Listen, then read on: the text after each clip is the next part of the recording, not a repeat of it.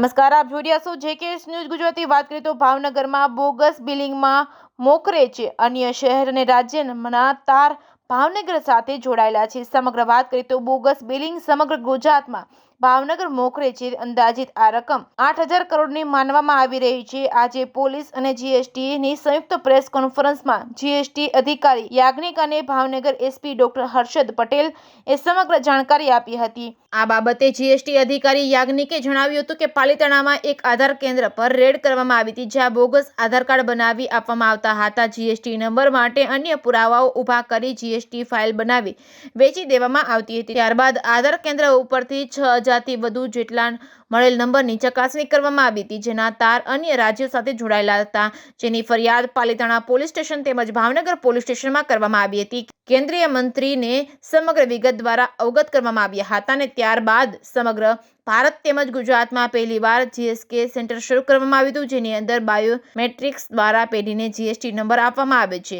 અને આ pilot project છે। ત્યારબાદ ભાવનગર પોલીસ અધિક્ષક ડોક્ટર હર્ષદ પટેલની જાણકારી આપી કે પાલિતાણા ટાઉન અને ભાવનગરમાં શહેર પોલીસ સ્ટેશનમાં અલગ અલગ ફરિયાદના આધારે 20 આરોપીઓને ગુસ્સી ટોક કાયદો અંતર્ગત ગુનો નોંધવામાં આવ્યો હતો, જેમાંથી 14 આરોપીઓની ધરપકડ કરી લેવામાં આવી છે। 7 માર્ચ સુધી તેમના રિમાન્ડ કોર્ટ દ્વારા મંજૂર કરવામાં આવ્યા છે, જ્યારે એક આરોપી જેલની અંદર હોવાથી જેલ ટ્રાન્સફર માટેની વિધિ ચાલી રહી છે, જ્યારે અન્ય 5 આરોપી વહેલામાં વહેલી તકે ધરપકડ કરવામાં આવશે તેમ જણાવ્યું હતું। જેકેએસ ન્યૂઝ ગુજરાતી સાથે હિરેન ભાયાણી, ભાવનગર જિલ્લામાં છેલ્લા 11 મહિનામાં એટલે આશરે 330 દિવસમાં જીએસટીના કૌભાંડને લગતી અલગ અલગ 5 ફરિયાદ દાખલ કરવામાં આવેલી છે। તેમાં પાલિતાણા ટાઉનથી શરૂ કરી નીલમબાગ સુધી ફરિયાદ દાખલ થયેલી છે।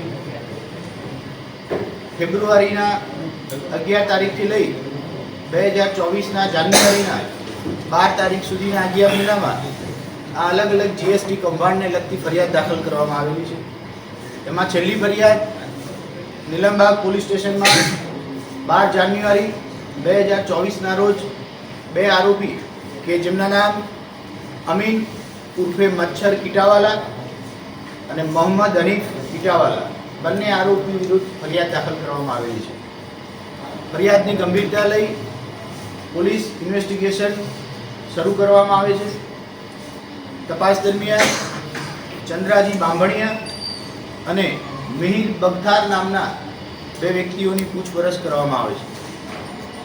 પૂછપરછ દરમિયાન પોલીસ એ નિષ્કર્ષ ઉપર આવે છે કે આની અગાઉ ભાવનગર રેન્જમાં પડતા તમામ જિલ્લાઓમાં જે અલગ અલગ જીએસટીને લગતી ફરિયાદ દાખલ કરવામાં આવેલી છે, એમાં આરોપી સમાન હોવાની શક્યતાઓ છે।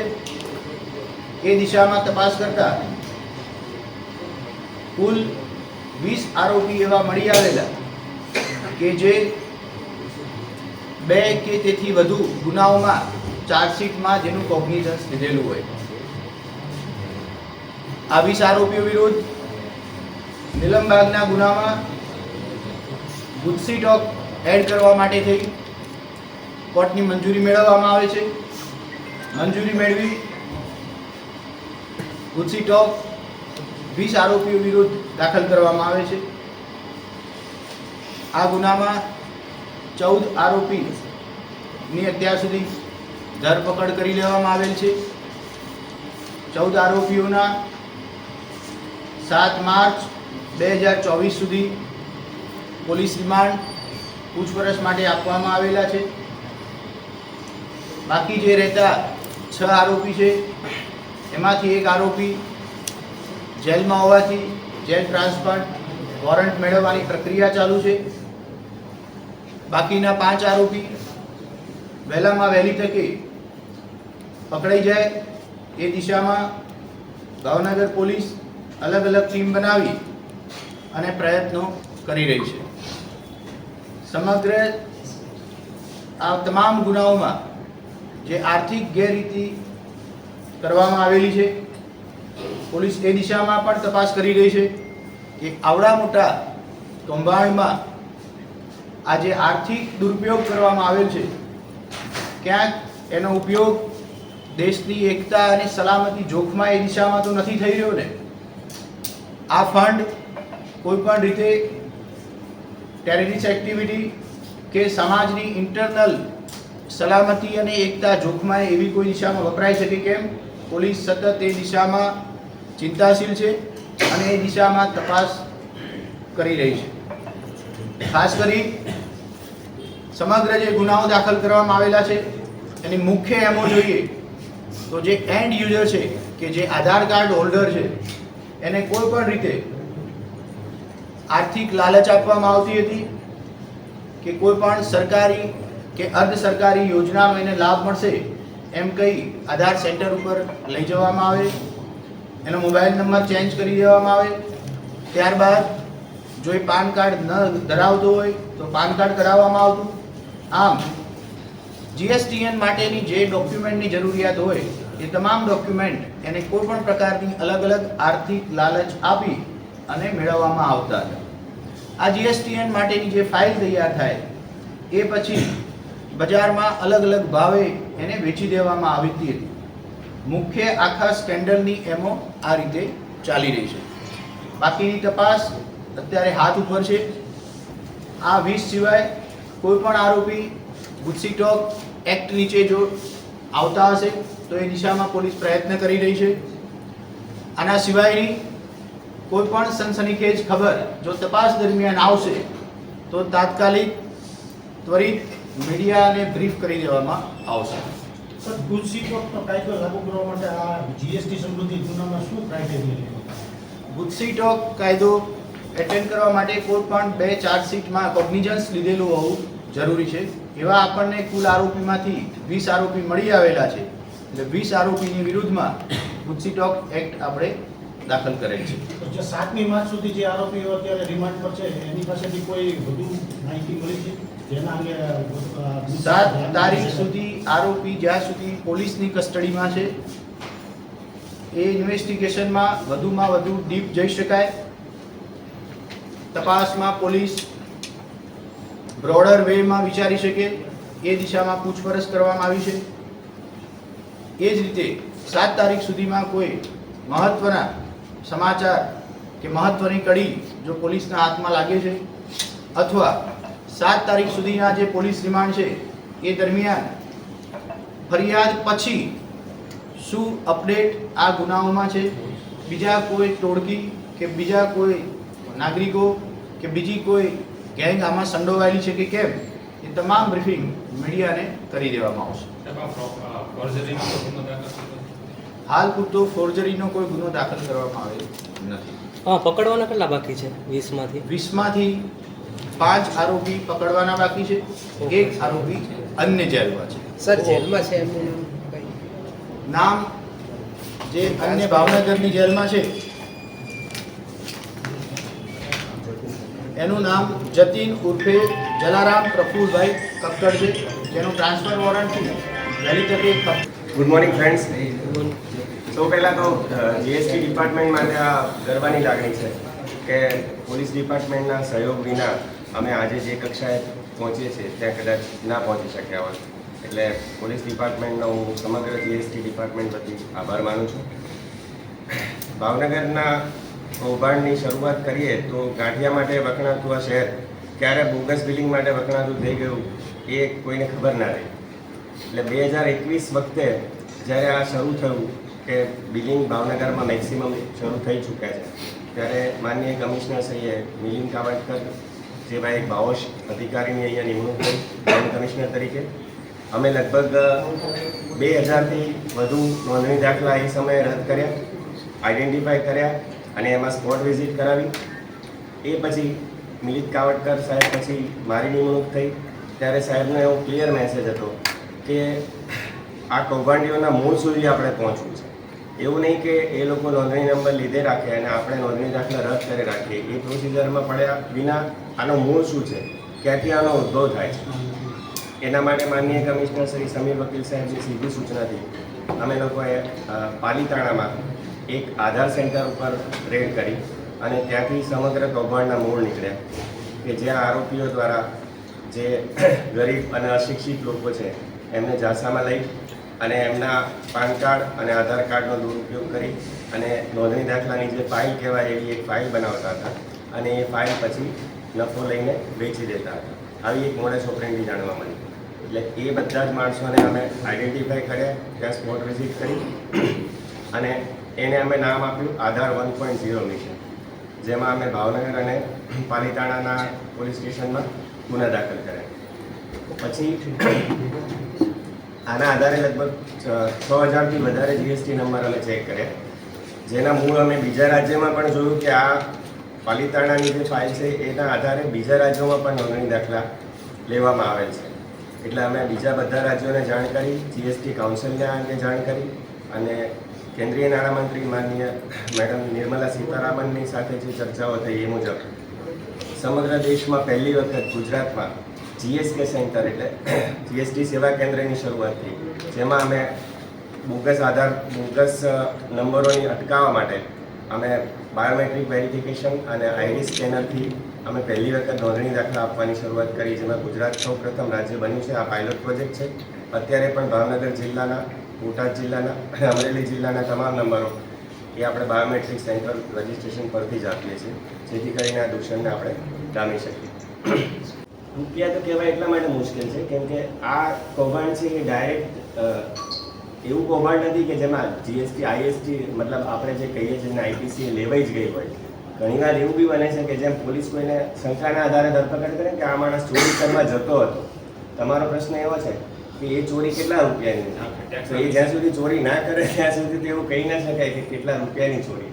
સાહેબ, સમગ્ર દેશમાં જ્યારે પણ જીએસટીનું કૌભાંડ બહાર આવે છે અથવા તો પકડાય છે ત્યાંનું મૂળ છે એ ભાવનગર સુધી પહોંચતું હોય છે. આવું આજથી પણ વર્ષોથી સાહેબ ચાલ્યું આવે છે.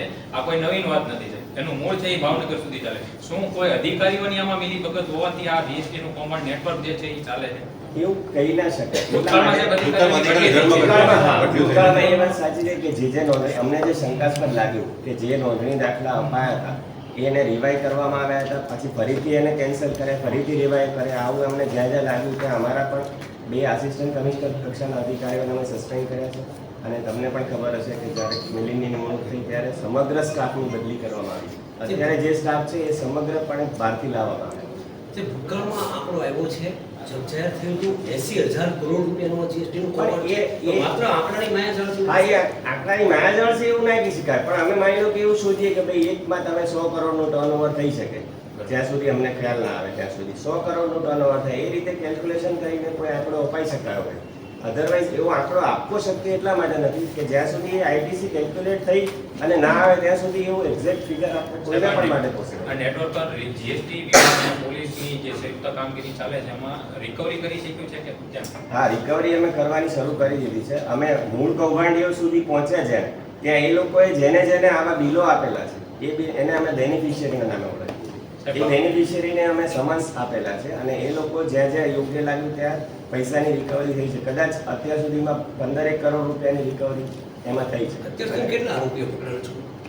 કુલ લગભગ 136 એસઆઈટીમાં 136 અરેસ્ટ કરી છે અને એ પછી અમે જે આધાર 2.0 માં અમે 5 અરેસ્ટ કરી છે. તમામ જેલમાં છે કે સાહેબ, 9 અને 10મી જાન્યુઆરી અમીન કીટાવાલાની તમે એસજીએસટી પૂછપરછ કરી, 12મી જાન્યુઆરી એફઆઈઆર લોન્ચ કરાવી, 9મી અને 10મી જાન્યુઆરીએ તમને ખબર તો પડી ગઈ હતી કે આની ગંભીરતા શું છે, તો એ ફરાર કઈ રીતે થઈ? એ વિશે હું વધારે નહીં કહી શકું.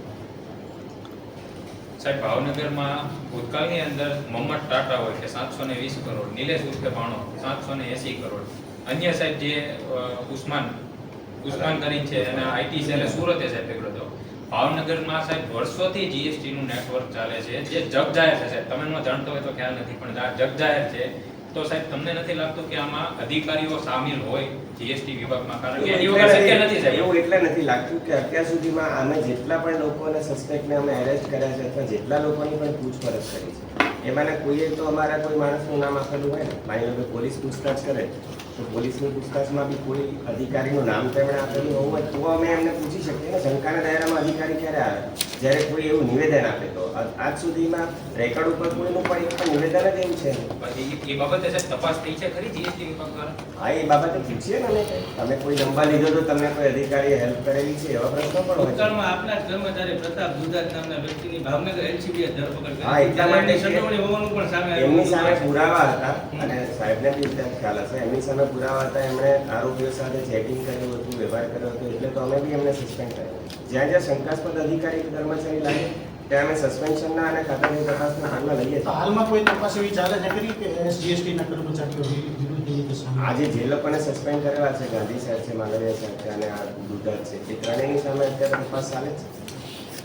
અત્યાર સુધીમાં જેટલા આરોપીની ધરપકડ થઈ છે તે બધા અત્યારે આ જેલવાળા જ છે બધા કે કોઈને જામીન મળેલા છે? એ સાહેબ મને એક્ઝેક્ટ આઈડિયા નથી એ પોલીસ આપે. સાહેબ હવે પછી કયા એવા કડક પગલાં લેવાશે કે હવે જે બોગસ બિલિંગ નહીં થાય? ભાવનગરમાં અમારા તો બધા જ મિશનો શરૂ જ છે એ આધાર સાથે સંકળાયેલો હોય બોગસ આઈટીસી સાથે સંકળાયેલો હોય એનું એક જ તમે બી મીડિયાના માધ્યમથી આ સંદેશ એક આપજો જે પણ કૌભાંડ કરી રહ્યા છે અથવા કરવાનો વિચાર કરી રહ્યા છે કે અત્યારે ટેકનોલોજીકલ એડવાન્ટેજ એટલું બધું છે કે તમે એવું માનતા હોય કે હું મારા ઘરના લેપટોપ ઉપર કામ કરું છું ને જો દુનિયામાં કોઈને ખબર પડતી નથી તો એ સૌથી મોટી ભૂલ છે.